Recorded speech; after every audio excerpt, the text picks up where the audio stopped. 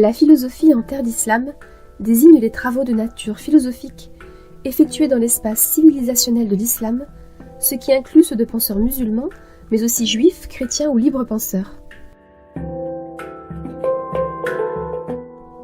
Elle vise par la raison à la connaissance du monde et de l'âme humaine. Elle a recueilli l'héritage des civilisations antérieures, principalement grecques, mais aussi développé une approche originelle et critique, en s'interrogeant notamment sur le sens de la métaphysique, sur les rapports entre foi et raison, et ceux entre libre arbitre et prédestination.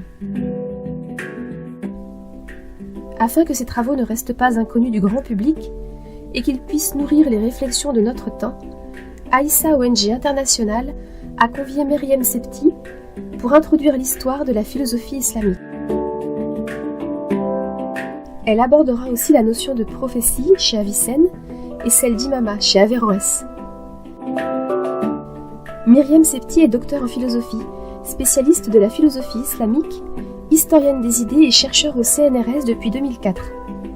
Elle est également chargée de conférences, invitée à l'école pratique des hautes études depuis 2018.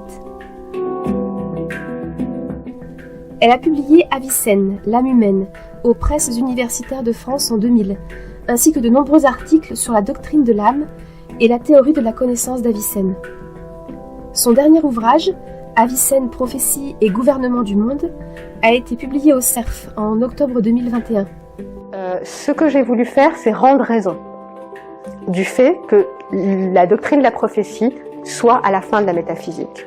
Donc tout mon travail a été conduit à ça, répondre à cette question. Pourquoi la prophétie clôt la métaphysique? Et mon travail montre que la prophétie ne pouvait pas être traitée ailleurs par Avicenne qu'à la toute fin de la métaphysique.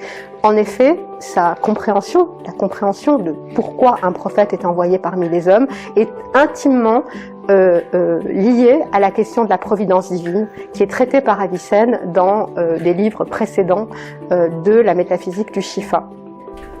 Rejoignez-nous nombreux vendredi 25 mars 2022 à 21h, heure de Paris. Pour participer au webinaire, il suffit de cliquer sur le lien ci-joint pour vous inscrire.